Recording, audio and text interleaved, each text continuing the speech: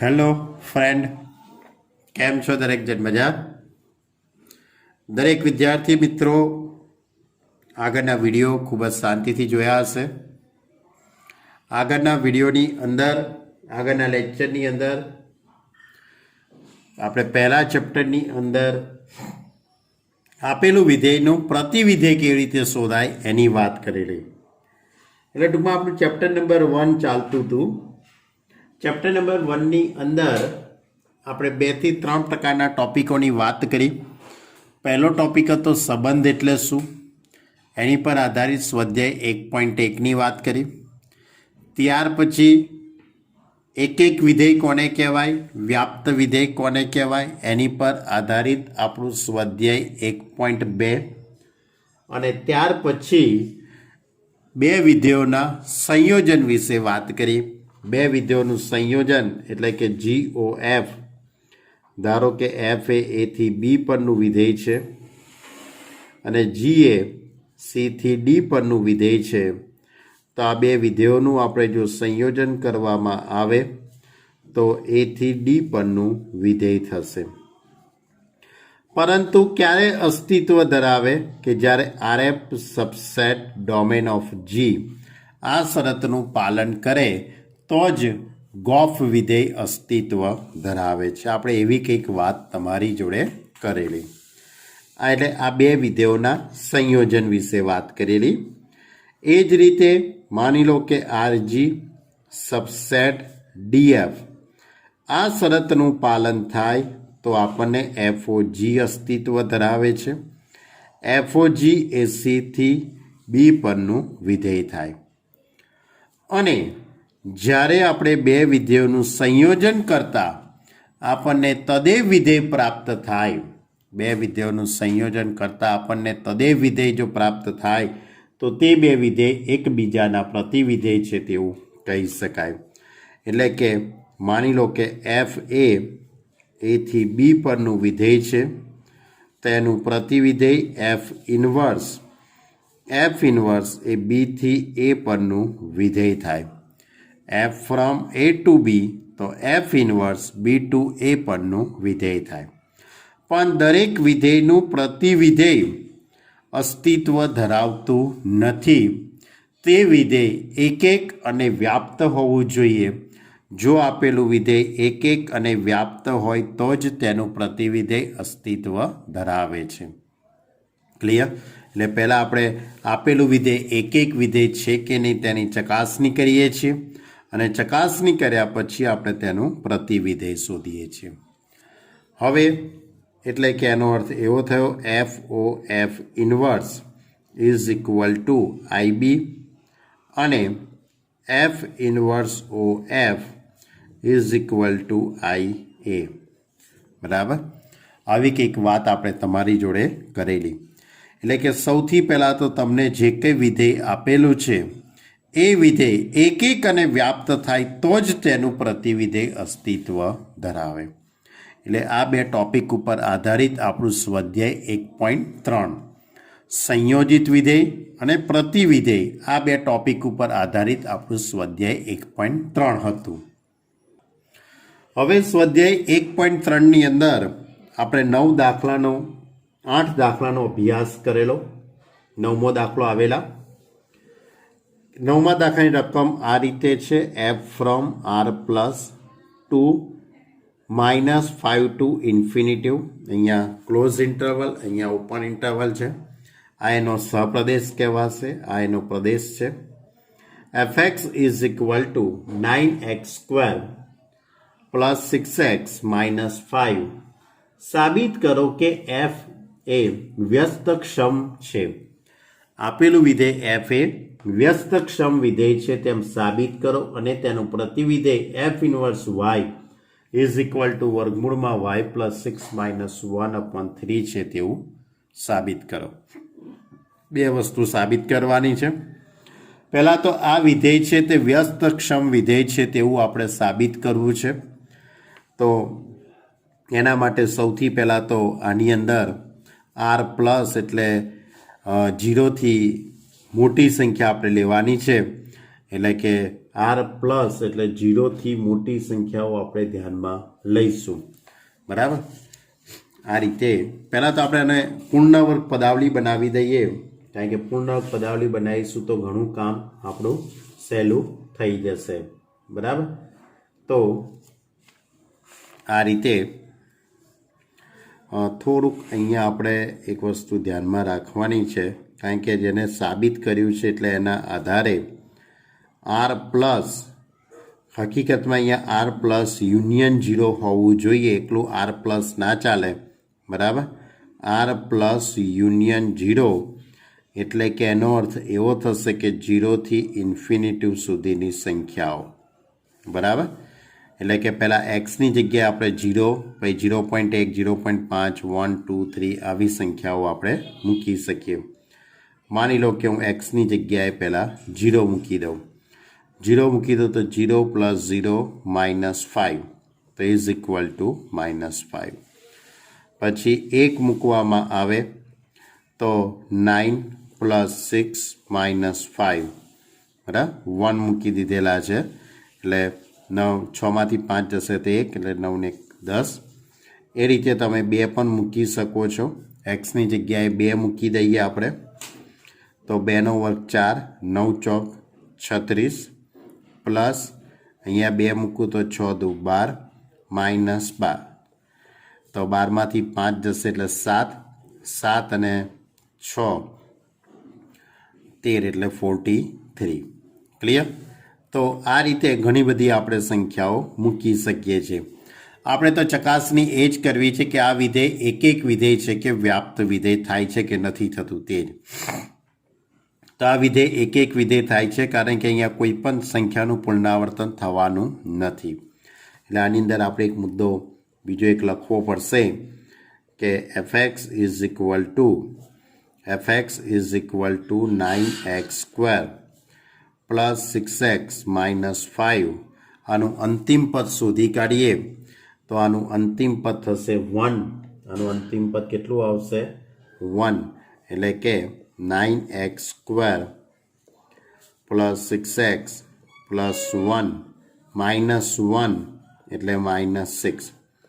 એટલે આ પદ થઈ જવાનું 3x પ્લસ 1 એનો હોલ સ્ક્વેર -6.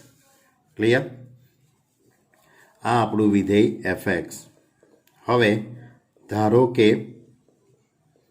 બે સંખ્યાઓ કોઈ પણ એટલે અજ્ઞાત જ લેવાની છે. પ્રત્યેક x1 x2 belongs to R plus union 0. હકીકતમાં રકમની અંદર પ્રદેશ આર પ્લસ યુનિયન 0 હોવો જોઈએ, પણ એમને આર પ્લસ જ લખ્યું છે એટલે આપણે આર પ્લસ સાથે જ રહીશું. બરાબર. તો fx1 = fx2. This implies 3x1 plus 1 and a whole square minus 6 is equal to 3x2 plus 1 and a whole square minus 6.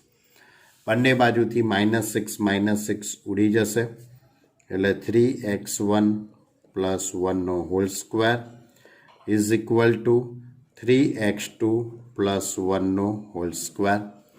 બંને બાજુ વર્ગમૂળ લઈ લઈએ. બંને બાજુ વર્ગમૂળ લઈશું તો 3x1 plus 1 is equal to 3x2 plus 1.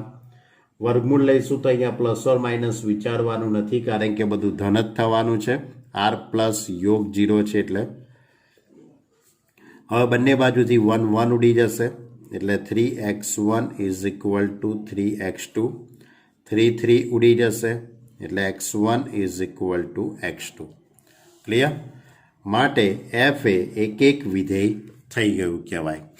માટે f એક વિધેય છે. હવે આ વિધેયનો વિસ્તાર. તો આ વિધેયના વિસ્તારની અંદર હંમેશા -5થી શરૂ કરીને મોટી જ સંખ્યા આવશે, કારણ કે આપણે 0 મૂકીએ છીએ તો જવાબ કેટલો આવે છે? -5.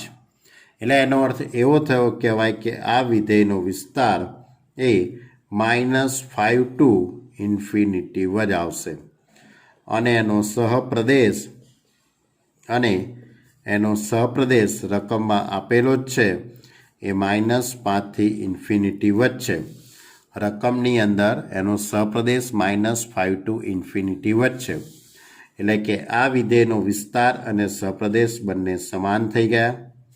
વિસ્તાર અને સહપ્રદેશ બંને કેવા થઈ ગયા? સમાન. માટે f એ વ્યાપ્ત વિધેય છે. માટે f એ વ્યાપ્ત વિધેય છે. એટલે આ રીતે વિધેય f એ એક પણ થઈ ગયું અને વ્યાપ્ત પણ આપણે સાબિત કર્યું. તેથી f એ વ્યસ્ત સંપૂર્ણ વિધેય છે તેવું પણ કહી શકાય, અથવા તો આ વિધેય છે તેનું પ્રતિવિધેય અસ્તિત્વ ધરાવે છે. f એક અને વ્યાપ્ત વિધેય છે માટે fનું પ્રતિવિધેય અસ્તિત્વ ધરાવે છે. હવે આપણે પ્રતિવિધેય શોધીએ.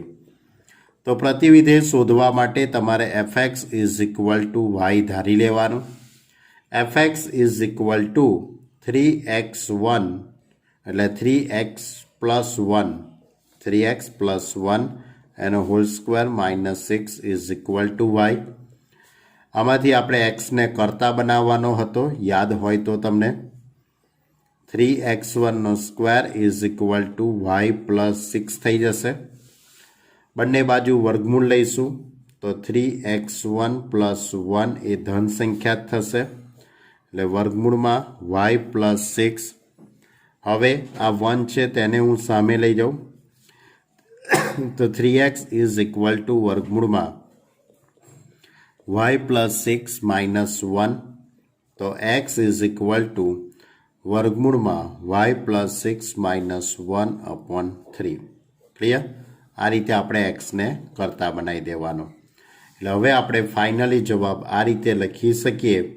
આપણી જો રકમની અંદર f from r+2 -5 to infinitive આ રીતે લખેલું છે, તો એનું પ્રતિવિધેય, આ વિધેયનું પ્રતિવિધેય f ઇન્વર્સ એ ક્યાંથી ક્યાં થઈ જશે? -5 to ઇન્ફિનિટિવ 2r+. એટલે કે આ સપ્રદેશ હશે તે પ્રદેશ થઈ જશે, પ્રદેશ હતો તે સપ્રદેશ. અને ફાઇનલી જવાબ આ રીતે થઈ ગયો કહેવાય. f ઇન્વર્સ y = વર્ગમૂળની અંદર y + 6 - 1/3. ક્લિયર? એટલે આપણે રકમની અંદર જે પદ આપેલું તે રીતે જ આપણે લખ્યું છે. r+ તો r+ જ લખીએ છીએ, આપણે એમાં કોઈ ફેરફાર કરતા નથી. ક્લિયર? તો આ રીતે કદાચ તમને મેથડ ભૂલી ગયા હોય તો યાદ આવી જશે. થોડુંક શાંતિથી વિચારશો એટલે આખી મેથડ તમને યાદ આવી જશે કે પહેલાં એક સાબિત કરવાનું, આ રીતે એક સાબિત કરવાનું. એક સાબિત થઈ જાય પછી આ શરત લખવાની. આમ તો મેં તમને એવું કીધેલું કે આ પ્રકારની શરત આપણે સુરેખ વિધેયોમાં જ લખવાની, પણ આ દાખલો ઘણો સહેલો હતો, આમાં લખી શકાય એવું હતું એટલે આપણે લખ્યું. પછી આ વિધેયનો વિસ્તાર અને સપ્રદેશ સરખો થયો એટલે વ્યાપ્ત વિધેય. એટલે f એક અને વ્યાપ્ત વિધેય થઈ ગયું, તેથી તેનું પ્રતિવિધેય અસ્તિત્વ ધરાવે છે અને આપણે xને કરતા બનાવી દેવાનું. ઓકે, તો આ હતો આપણો પ્રશ્ન નંબર 9. ચલો હવે પ્રશ્ન નંબર 10 લઈએ. જો હવે આપણે 10મો દાખલો લઈએ. 10મા દાખલાની અંદર થોડોક થિયરીનો કોન્સેપ્ટ છે, બરાબર. રકમ આ રીતે છે. ધારો કે f from x to y વ્યસ્તક્ષમ વિધેય છે, તો સાબિત કરો કે fનું પ્રતિવિધેય અનન્ય છે. fનું પ્રતિવિધેય અનન્ય છે એટલે કે આપણે એવું સાબિત કરવું છે કે કોઈ પણ વિધેયનું પ્રતિવિધેય એક અને માત્ર એક જ મળે. કોઈ પણ વિધેયનું પ્રતિવિધેય એક અને માત્ર એક જ મળે એવું આપણે શું કરવાનું છે? સાબિત કરવાનું છે. બીજું, રકમની અંદર તમને એક સૂચન લખેલું છે. એ સૂચન તમને પરીક્ષામાં આપેલું હશે નહીં. સૂચન આ રીતે છે કે ધારો કે G1 અને G2 બંને વિધેય fના પ્રતિવિધેય છે, તેથી પ્રત્યેક y belongs to y માટે fo G1y = iy FOG2Y F એક વિધેય છે તે સત્યનો ઉપયોગ કરો. એટલે એક વિધેયની સત્યાર્થતાનો ઉપયોગ કરીને તમારે સાબિત કરવું છે કે એફનું પ્રતિવિધેય એક અને માત્ર એક જ મળે. પણ આ પ્રકારનું સૂચન તમને પરીક્ષામાં આપેલું હશે નહીં. તો જુઓ, મેં લખી દીધું મેં મારી રીતે. આ રીતે જ તમે લખજો, આમાં કોઈ મોટો ફેરફાર તમે ન કરતા, કારણ કે થિયરી પ્રમાણે લખવું પડશે. ધારો કે એફ ફ્રોમ એક્સ ટુ વાયના બે પ્રતિવિધેય G1 y2x તથા G2 y2x છે. એફના બે પ્રતિવિધેય G1 ફ્રોમ y2x અને G2 ફ્રોમ y2x છે. હવે હું આ બેનું સંયોજન કરી દઉં તો FOG1 એ y થી y પરનું વિધેય થાય, y થી y પરનું, અને FOG1 is equal to IY, કારણ કે આપણને ખ્યાલ છે કે એફનું પ્રતિવિધેય G1 હોય તો આ બેનું સંયોજન કરતાં આપણને તદેવ વિધેય મળે. એ જ રીતે FOG2ની પણ વાત કરી શકીએ તો FOG2 પણ y થી y પરનું વિધેય થઈ જશે. FOG2 y થી y પરનું વિધેય. FOG2 is equal to identity function. એ જ રીતે એફનું હવે G1નું એફ જોડે પણ આપણે સંયોજન કરી શકીએ. તો G1 OF is equal two x2 x પરનું વિધેય થઈ જશે. G2 OF એ પણ x થી x પરનું વિધેય થઈ જશે. એટલે G1 OF is equal to IX અને G2 OF is equal to IX. એટલે આ બંને વિધેયોનું સંયોજન કરવાથી આપણને એકમ વિધેય મળે છે. એ આપણે જાણીએ છીએ. કેમ? કારણ કે આના બે પ્રતિવિધેય G1 અને G2 છે. મેં જે સાબિત કરવાનું છે એના કરતાં ઊંધું ધારેલું છે. આપણે સાબિત શું કરવું છે કે એફનું પ્રતિવિધેય એક અને માત્ર એક જ થાય એવું આપણે સાબિત કરવું છે. પણ મેં શું સાબિત કર્યું કે એફના પ્રતિવિધેય કેટલા મળે છે? બે પ્રતિવિધેય મળે છે, G1 અને G2. એટલે આપણે આ જે સત્યાર્થતા છે, એટલે કે આપણે આ જે ધારેલું છે એ ખોટું છે તેવું સાબિત કરીશું. બરાબર છે? તો આ રીતે પહેલાં સંયોજન કરી દીધું. હવે આગળનું સ્ટેપ જો FOG1 is equal two FOG2 કહેવાય, કારણ કે બંને સમાન વિધેય થવાના. FOG2 is equal two FOG1. એ જ રીતે G1 OF is equal two G2 OF, એ પણ સમાન વિધેય થવાના. હવે આ બેમાંથી ગમે તે એકનો આપણે ઉપયોગ કરી શકીએ. મેં પહેલાંનો ઉપયોગ કર્યો છે. FOG1 is equal two FOG2. ધારો કે કોઈ x સંખ્યા લગાડી દીધેલી છે. તમે yનો પણ ઉપયોગ કરી શકો છો, z કોઈ પણ ચલનો ઉપયોગ કરી શકાય છે. તો FOG1x is equal two FOG2x. સંયોજિત વિધેય છે એટલે કે આપણે અહીંયા રીતે કૌંસ આવશે G1x, અહીંયા કૌંસ G2x. હવે f એ એક વિધેય છે.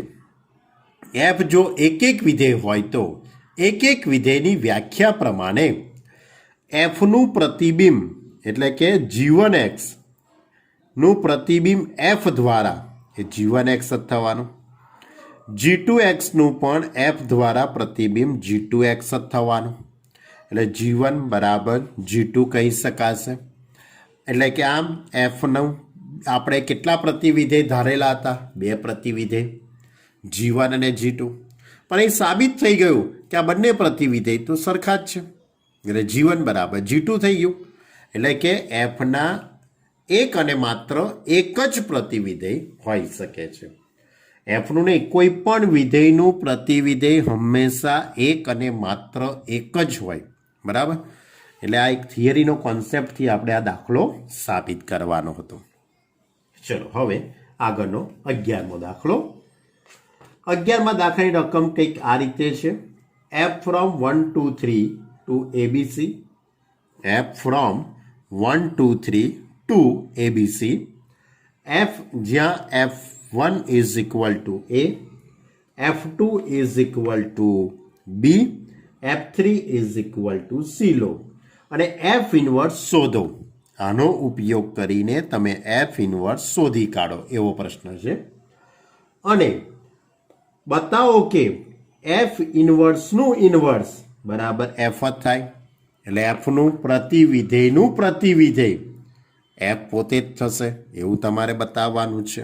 બતાવી દઈએ તો રકમની અંદર આપેલા શબ્દ મુજબ એફ ફ્રોમ 1 2 3 ટુ ABC એટલે આ એનો પ્રદેશ અને આ એનો સહપ્રદેશ થઈ ગયો કહેવાય. F1 is equal two A, F2 is equal two B, F3 is equal two C. આને મેં ક્રમયુક્ત જોડ તરીકે લખ્યું છે. 1A 2B, 2નો B જોડે સંબંધ છે, 3નો C જોડે સંબંધ છે. અહીંયા કોઈ પણનું પુનરાવર્તન થતું નથી. કોઈ પણ પદનું પુનરાવર્તન થતું નથી. એક અને માત્ર એક જ છે, કોઈ જવાબનું પુનરાવર્તન થતું નથી. એટલે કે એફ એક વિધેય થઈ ગયું કહેવાય. કારણ કે આપણે સાબિત તો કરવું પડે ને કે ભાઈ એફ એક વિધેય છે, એફ વ્યાપ્ત વિધેય છે, એવું આપણે સાબિત તો પહેલાં કરવું પડે અને પછી જ આપણે પ્રતિવિધેય શોધી શકીએ. એટલે પહેલાં મેં સાબિત કર્યું કે એફ એક વિધેય છે. હવે આ વિધેયનો વિસ્તાર, આ વિધેયના વિસ્તારમાં A, B અને C આવશે. જ્યારે એનો સહપ્રદેશ કયો છે AB, C. એટલે વિસ્તાર અને સહપ્રદેશ બંને સરખા થઈ ગયા. માટે એફ એ વ્યાપ્ત વિધેય છે.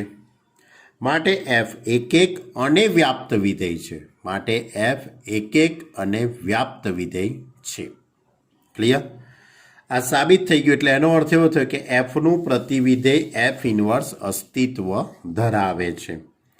માટે એફનું પ્રતિવિધેય અસ્તિત્વ ધરાવે છે. હવે એફ ઇનવર્સ એ ક્યાંથી ક્યાંનું વિધેય થશે? એફ ઇનવર્સનો આ સહપ્રદેશ એ પ્રદેશ થઈ જશે. એફનો જે સહપ્રદેશ હશે તે પ્રદેશ થઈ જશે એફ ઇનવર્સનો, અને જે પ્રદેશ હશે તે શું થઈ જશે? સહપ્રદેશ. એટલે F inverse from ABC to 1 2 3. F1 is equal to A. This implies F inverse A is equal to 1. F2 is equal to B. This implies F inverse B is equal to 2. F3 is equal to C. This implies F inverse C is equal to 3. એટલે કે પ્રતિવિધેય F inverse એ A1 એનો એક જોડે સંબંધ, એટલે પહેલી જોડ A1, B2 એ બીજી જોડ, ત્રીજી જોડ C3 થઈ જશે. એટલે આ એફ ઇનવર્સ શોધી કાઢ્યું. એટલે આપણો દાખલાનો જે સૌથી પહેલો જ મુદ્દો હતો કે ભાઈ એફ ઇનવર્સ શોધો, એ આપણે શોધી કાઢ્યું. હવે દાખલાનો બીજો મુદ્દો. દાખલાનો બીજો મુદ્દો છે કે પ્રતિવિધેયનું પ્રતિવિધેય તે વિધેય પોતે જ થાય, એ આપણે આ દાખલામાં સાબિત કરવાનું છે. એટલે એનો અર્થ એવો થયો કહેવાય કે મારે આનું પ્રતિવિધેય શોધવું પડે. તો અહીંયા પણ મારે ચકાસણી કરવી પડે કે આ વિધેય એક છે કે વ્યાપ્ત છે. એક અને વ્યાપ્ત હોય તો જ એનું પ્રતિવિધેય શોધી શકું. તો અહીંયા જોઈ શકાય છે કે F inverse A is equal to 1, F inverse B is equal to 2, F inverse C is equal to 3. કોઈ પણ જવાબનું અહીંયા પુનરાવર્તન થતું નથી. એફ ઇનવર્સ માટે કોઈ પણ જવાબનું પુનરાવર્તન થતું નથી. એટલે કે અહીંયા લખી શકાશે કે સ્પષ્ટ છે કે એફ ઇનવર્સ એ એક વિધેય છે. એફ ઇનવર્સ પોતે જ એક વિધેય છે. હવે એનો વિસ્તાર, તો એફ ઇનવર્સનો વિસ્તાર 1 2 3 અને એફ ઇનવર્સનો સહપ્રદેશ એ પણ 1 2 3 છે. એટલે એફ ઇનવર્સનો વિસ્તાર કયો? 1 2 3. અને એફ ઇનવર્સનો સહપ્રદેશ એ પણ 1 2 3 જ છે. એટલે બંને સરખા થઈ ગયા કહેવાય. માટે એફ ઇનવર્સનો વિસ્તાર અને એફ ઇન્વર્સનો સહપ્રદેશ બંને કેવા થઈ ગયા? સમાન થઈ ગયા. માટે એફ ઇન્વર્સનું પ્રતિવિધેય અસ્તિત્વ ધરાવશે. એટલે પહેલાં એ લખીશું કે એફ ઇન્વર્સ એ વ્યાપ્ત વિધેય થઈ ગયું કહેવાય. એફ ઇન્વર્સ કેવું વિધેય થઈ ગયું કહેવાય? વ્યાપ્ત વિધેય થાય. એટલે કે માટે એફ ઇન્વર્સ એ એક એક અને વ્યાપ્ત વિધેય છે. એફ ઇન્વર્સ એક અને વ્યાપ્ત વિધેય છે. માટે એફ ઇન્વર્સનું પ્રતિવિધેય અસ્તિત્વ ધરાવે છે. માટે એફ ઇન્વર્સનું પ્રતિવિધેય અસ્તિત્વ ધરાવે છે. ક્લિયર? એટલે પહેલાં તો આપણે આ વસ્તુ નક્કી કરી લીધી કે ભાઈ આપણી જોડે જે વિધેય છે, આપણી જોડે જે વિધેય હતું રકમમાં એનું ઇન્વર્સ શોધતા એ વિધેય પણ એક અને વ્યાપ્ત થયું. એટલે એનું પણ પ્રતિવિધેય આપણે શોધી શકીએ. તો એનો અર્થ એવો થયો કહેવાય એફ ઇન્વર્સનું પ્રતિવિધેય. એટલે આ રીતે લખી શકાશે. ફ્રોમ એનો પ્રદેશ 1 2 3 થઈ જશે અને સહપ્રદેશ ABC થઈ જશે. એટલે કે એફ ઇન્વર્સનો આ પ્રદેશ હતો એ સપ્રદેશ થઈ ગયો અને સપ્રદેશ હતો તે પ્રદેશ થઈ ગયો. હવે એનું પ્રતિવિધેય, એનું પણ પ્રતિવિધેય એટલે F inverse A is equal to 1, F inverse B is equal to 2, F inverse C is equal to 3, એનું પણ પ્રતિવિધેયની હવે આપણે વાત કરીશું તમારી જોડે. તો આ રીતે લખી શકાશે F inverse A is equal to 1. This implies F ઇન્વર્સનું inverse 1 is equal to A. આવું લખી શકાશે. થાય ને? પ્રતિવિધેયનું પ્રતિવિધેય થઈ ગયું કહેવાય. એ જ રીતે બી માટે લખી કાઢું અને એ જ રીતે સી માટે લખી કાઢું. એટલે આપણે આ રીતે લખાણ લખી શકીએ. F inverse B is equal to 2. This implies F ઇન્વર્સનું inverse 2 is equal to B. પછી F inverse C is equal to 3. એનું પ્રતિવિધેય એટલે F inverse 3 is equal to C. એટલે કે 1A 2B અને 3C. એટલે એનો અર્થ એવો થયો કહેવાય કે એફ ઇન્વર્સનો પણ ઇન્વર્સ તથા એફ એ બંને સમાન વિધેય થઈ ગયા કહેવાય. કારણ કે આપેલું વિધેય જે એફ હતું એ પણ આ જ હતું. એનો પ્રદેશ અને સપ્રદેશ પણ એફ ઇન્વર્સના ઇન્વર્સ જેટલો જ થઈ ગયો કહેવાય. એટલે આ બંને વિધેય એ સમાન વિધેય થઈ ગયા કહેવાય. માટે સાબિત થાય છે કે એફ ઇન્વર્સનો inverse is equal to F. બરાબર? એટલે આપણે દાખલા નંબર 11ની અંદર આ પણ સાબિત કરવાનું હતું. ચલો હવે એના પછીનો દાખલો એ થિયરીના કોન્સેપ્ટ ઉપર આધારિત છે. 12મો દાખલો કે ધારો કે F from X to Y વ્યસ્તક્ષમ વિધેય હોય તો બતાવો કે એફ ઇન્વર્સનું પ્રતિવિધેય એફ છે. એટલે કે એફ ઇન્વર્સનો inverse is equal to F. આ આપણે સાબિત કરવાનું છે. કરી કાઢીએ સાબિત. તો હવે આપણે દાખલા નંબર 12 લઈએ. ક્વેશ્ચન નંબર 12 એ પણ એક થિયરીનો કોન્સેપ્ટ છે આખો. મેં તમને કીધું તે મુજબ કે ધારો કે F from X to Y વ્યસ્ત સંપન્ન અથવા તો વ્યસ્તક્ષમ વિધેય છે. બતાવો કે એફ ઇન્વર્સનું પ્રતિવિધેય એફ છે. એટલે કે એફ ઇન્વર્સનું ઇન્વર્સ બરાબર એફ. એફ ઇન્વર્સનો ઇન્વર્સ એટલે કોઈ પણ વિધેયનું પ્રતિવિધેય તે વિધેય પોતે જ થાય એવું આપણે સાબિત કરવાનું છે. કરી કાઢીએ સાબિત. તો એફ ફ્રોમ મેં થિયરી લખી છે આખી, તમારે એ રીતે લખવાનું છે. તમે કોઈ ફેરફાર ન કરો એ વધારે સારું રહેશે. F from X to Y એ વ્યસ્તક્ષમ વિધેય છે. વ્યસ્તક્ષમ એટલે કે એફ એક અને વ્યાપ્ત વિધેય છે જ. જો એફ એક અને વ્યાપ્ત વિધેય હોય તો એફ ફ્રોમ એક્સ ટુ વાયનું પ્રતિવિધેય અસ્તિત્વ ધરાવે છે. ધારો કે એફ ફ્રોમ એક્સ ટુ વાયનું પ્રતિવિધેય જી છે. કયું મેં ધારી લીધેલું છે? જી ફ્રોમ વાય ટુ એક્સ છે.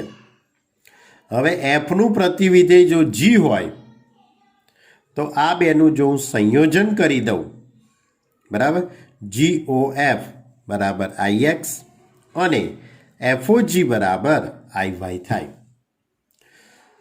પરંતુ જી એ એફનું પ્રતિવિધેય છે એટલે જી બરાબર એફ ઇન્વર્સ કહેવાય કે ના કહેવાય? જી એ એફનું પ્રતિવિધેય છે એટલે જી બરાબર એફ ઇન્વર્સ. તો અહીંયા હું જીની જગ્યાએ એફ ઇન્વર્સ મૂકી શકું. તો આ રીતનું આખું પદ સેટ થાય કે એફ ઇન્વર્સ OF બરાબર IX તથા FOF inverse is equal to IY. આ રીતનું પદ આખું આવે. હવે ધારો કે જી ફ્રોમ વાય ટુ એક્સનું પ્રતિવિધેય H from X to Y છે. જીનું પ્રતિવિધેય એચ છે એવું મેં ધારી લીધું. એટલે એનો અર્થ એવો થયો કે આ બેનું સંયોજન કરું તો GOH બરાબર IX અને HOG બરાબર IY થાય. પરંતુ G inverse is equal to H કહેવાય કે ના કહેવાય? કારણ કે એચ એ શું છે? જીનું પ્રતિવિધેય છે. એટલે એચ બરાબર જી ઇન્વર્સ થશે. હવે હું એચની જગ્યાએ જી ઇન્વર્સ મૂકી દઉં તો GOG inverse is equal to IX, G inverse OG is equal to IY. આને આપણે પરિણામ નંબર 2 કહી દઈએ. બરાબર. હવે પરિણામ નંબર 1 અને 2. તો પરિણામ નંબર 1 મેં કોને કીધેલું છે? આને કીધેલું છે GOF બરાબર IX અને FOG બરાબર IY. એટલે એનો અર્થ એવો થયો કે ગોફ અને GOG ઇન્વર્સ બરાબર IX આ બંને સમાન વિધેય થયા કહેવાય. બંને કેવા વિધેય થયા કહેવાય? સમાન. એટલે GOF is equal to GOG inverse કહેવાય. તે જ રીતે જી ઇન્વર્સ OG બરાબર IY, જી ઇન્વર્સ OG બરાબર IY અને FOG બરાબર IY. એટલે આ બંને સરખા થઈ જશે. બરાબર. બંને સમાન થશે એટલે FOG is equal to G inverse OG થઈ જશે. હવે બેઝિકલી આપણે એવું કહી તો ન શકીએ પણ એવું વિચારી લઈએ છીએ. આમ તો આની બંને બાજુ એક્સ લગાડવો પડે, પછી નિયમો એપ્લાય કરવા પડે, પણ એ બધી વાર્તા કરીએ તો ઘણી મોટી થઈ જાય. બરાબર. તો G O F is equal to GOG inverse, બંને બાજુથી આ જી વિધેયને આપણે દૂર કરીએ તો F is equal to G inverse. એ જ રીતે અહીંયા બંને બાજુથી અહીંયાથી જી દૂર કરી દઉં તો એફ બરાબર જી ઇન્વર્સ. એટલે કે જી ઇન્વર્સ બરાબર એફ. અહીંયા પણ જી ઇન્વર્સ બરાબર એફ. પરંતુ આપણે અહીંયા જ લખેલું છે કે જી બરાબર તો એફ ઇન્વર્સ છે, પરંતુ જી બરાબર તો એફ ઇન્વર્સ છે ભાઈ. તો હું જીની જગ્યાએ એફ ઇન્વર્સ લખી દઉં. જીની જગ્યાએ શું લખી દઉં? F inverse. અહીંયા પણ જીની જગ્યાએ એફ ઇન્વર્સ. તો થઈ ગયું કે ના થઈ ગયું સાબિત? એફ ઇન્વર્સનું ઇન્વર્સ બરાબર કેટલા? એફ. એટલે કે આ થિયરીનો કોન્સેપ્ટ હતો. તમારે થિયરી પ્રમાણે આને લખવું પડે. તમે તમારી રીતે આમાં લખાણ લખી શકો નહીં. પરફેક્ટ લખવું પડે.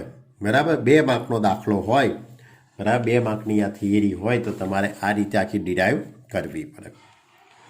હવે સ્વાધ્યાયના અંતની અંદર તમને 2 MCQ આપેલા છે, એની વાત કરીએ. Question number 13. એફ ફ્રોમ, જો વિધેય F from R to R A fx is equal to 3 minus X cube raise to 1/3 વ્યાખ્યાયિત હોય તો FOFX બરાબર કેટલા થાય? FOFX બરાબર કેટલા થાય? fx બરાબર 3 minus X cube raise to 1/3 FOF from R થી R પરનું વિધેય થાય. હવે F O F X is equal to, જો હવે F O F X is equal to એટલે વિધેય એફનું એફ જોડે જ સંયોજન કરવાનું છે. એટલે આપણે આ રીતે લખી શકીએ, સંયોજન દૂર કરીએ તો એફ એફ એક્સ. હવે આ બહારનો એફ એમનો એમ, આ અંદરના જે એફ એક્સ છે એની જગ્યાએ અંદરના જે એફ એક્સ છે એની જગ્યાએ 3 minus X cube raise to 1/3. 3 minus X cube raise to 1/3 કોની જગ્યાએ? આ એફ એક્સની જગ્યાએ. હવે તમારે આ પદને, આખા પદને એફના વિધેયમાં એક્સની જગ્યાએ, આખે આખું પદ એફના વિધેયમાં એક્સની જગ્યાએ, ખૂબ જ મોસ્ટ આઈએમપી સ્ટેપ છે આખું. આ રીતે 3 માઇનસ એક્સ ક્યુબ, પણ એક્સ ક્યુબની જગ્યાએ 3 minus X cube raise to 1/3 બરાબર. એની ઉપર આપણી કેટલી ઘાત આવશે? અહીંયા 3 ઘાત. એની ઉપર 3 ઘાત અને એની ઉપર આખાની આ રીતે 1/3 ઘાત. ક્લિયર? શું કરવાનું હતું? આ આખું જે પદ છે એને મારે ક્યાં મૂકવાનું હતું? વિધેય એફમાં એક્સની જગ્યાએ. તો વિધેય એફમાં, એટલે વિધેય એફ આ રીતે હતું, F X is equal to 3 minus X cube raise to 1/3. એમાં આ જે એક્સ છે આ એક્સની જગ્યાએ મારે આખું આ પદ ગોઠવવાનું હતું. ક્લિયર? ખ્યાલ આવ્યો તમને? સૌથી મોસ્ટ આઈએમપી સ્ટેપ છે. હવે આ 3 અને આ 3 ઉડશે, ધ્યાન રાખજો. બરાબર? આ 3 ન ઉડી શકે, કારણ કે આ 3 ઘાતાંક એ આટલા પદની છે, આટલાની 3 ઘાતાંક છે અને આટલાની ઉપર અહીંયા 1/3 છે. એટલે આ 3 ઉડી જશે. તો 3 minus X cube raise to 1/3. હવે આ કૌંસને આપણે દૂર કરી દઈએ. જે નાનો જે કૌંસ છે એને આપણે દૂર કરીએ તો કંઈક આ રીતે લખી શકાશે આપણી જોડે. તો 3 minus 3 plus x cube raise to 1/3. 3 ઉડી જશે તો એક્સ ક્યુબ રેસ ટુ 1/3. 3 ઉડી જશે એટલે એક્સ. આ 3 ઉડી જશે એટલે એક્સ. એટલે એફનું એફ જોડે સંયોજન કરવાથી આપણને કયું વિધેય મળ્યું? F O F is equal to X. Clear? એટલે કયો વિકલ્પ આવશે જવાબની અંદર? સી વિકલ્પ જવાબમાં આવશે. બરાબર? ચલો આગળનો પ્રશ્ન. ક્વેશ્ચન નંબર 14 એટલે કે એમસીક્યુ છે. કંઈક આ રીતે છે. આ રીતે એમસીક્યુ છે. વિધેય F from R minus -4/3 to R F X is equal to 4x upon 3x plus 4. આ વિધેય એફનું પ્રતિવિધેય જી ફ્રોમ એફનો વિસ્તાર ટુ આર -4/3, એટલે આ એફનું પ્રતિવિધેય જી છે. તો તમારે આ પ્રતિવિધેય જી શોધવાનું છે. તો અહીંયા આ વિધેય એક અને વ્યાપ્ત છે જ, આપણે એની કોઈ ચકાસણી કરવાની જરૂર પડતી જ નથી, કારણ કે એને રકમમાં જ લખેલું છે કે એફનું પ્રતિવિધેય જી છે. એફનું પ્રતિવિધેય જી છે એવું રકમમાં લખીને આપેલું જ છે. એટલે આપણે કોઈ પણ પ્રકારની ચકાસણીમાં પડવાનું નથી. આપણે ડાયરેક્ટ જ પ્રતિવિધેય જ શોધી કાઢવાનું છે. તો આપણા નિયમ પ્રમાણે F X is equal to Y ધારી લેવાનું. F X is equal to Y ધારી લઈએ તો 4x upon 3x plus 4 is equal to Y. આપણે એક્સને કરતા બનાવવો છે તો આ રીતે લખાશે 4x is equal two 3xy plus 4y. હવે આ 3xy આપણે આ બાજુ લાવી દઈશું તો આ રીતનું આખું પદ અહીંયા સેટ થઈ જશે કે 4x minus 3xy is equal to 4y. Y. Clear? હવે આમાંથી હું એક્સ કોમન કાઢી કાઢું. એક્સ કોમન કાઢીએ તો 4 - 3y is equal to 4y થઈ જશે. તો x is equal to 4y upon 4 - 3y. Clear? x is equal to 4y upon 4 - 3y. એટલે કે આપણે પ્રતિ વિધેય એટલે g of y is equal two શું જવાબ આવશે? 4y upon 4 - 3y. 4y upon 4 - 3y બી વિકલ્પ સેટ થાય છે. તમે ગણતરી કરવી હોય તમે વિકલ્પો જુઓ ચોપડીમાં તો તમને ખ્યાલ આવશે. બરાબર? કે આ વિધેય એક અને વ્યાપ્ત હતું જ એટલે આપણે એની આગળની કોઈ ચર્ચામાં પડવાનું નહોતું. ક્લિયર? ખ્યાલ આવ્યો વિદ્યાર્થી મિત્રો? તો આ હતું આપણું સ્વાધ્યાય 11.3.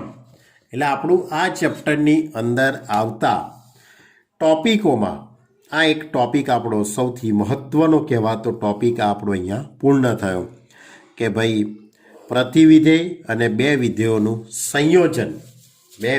સંયોજન ગોફ અને ફોગ અને પ્રતિવિધેયના દાખલા આપણે અહીંયા પૂર્ણ થયા. હવે આ ચેપ્ટરની અંદર એક જ ટોપિક બાકી રહે છે. એ ટોપિકની વાત આપણે આવતા લેક્ચરની અંદર આવતા વિડીયોમાં કરીશું. તમે હજુ ધીરે ધીરે કારણ કે ઘણા સમયથી થોડીક ગેપ પડી ગયેલી રીડિંગમાં એટલે થોડુંક આજે આટલું તમે જુઓ, આટલું સમજો, થોડીક વાતોને યાદ કરો, પછી આપણે નવા ટોપિક તરફ જઈશું. ઓકે? કમ્પ્લીટ પીડીએફ લખી દેજો. આગળની જો કોઈ લખવાની બાકી હોય તો પણ કમ્પ્લીટ કરી દેજો. અને જો કોઈ વિદ્યાર્થીને કોઈ પણ પ્રકારનો ડાઉટ હોય, ન સમજણ પડી હોય તે પર્સનલી મને ફોન કરી શકે છે. Okay student? બાય.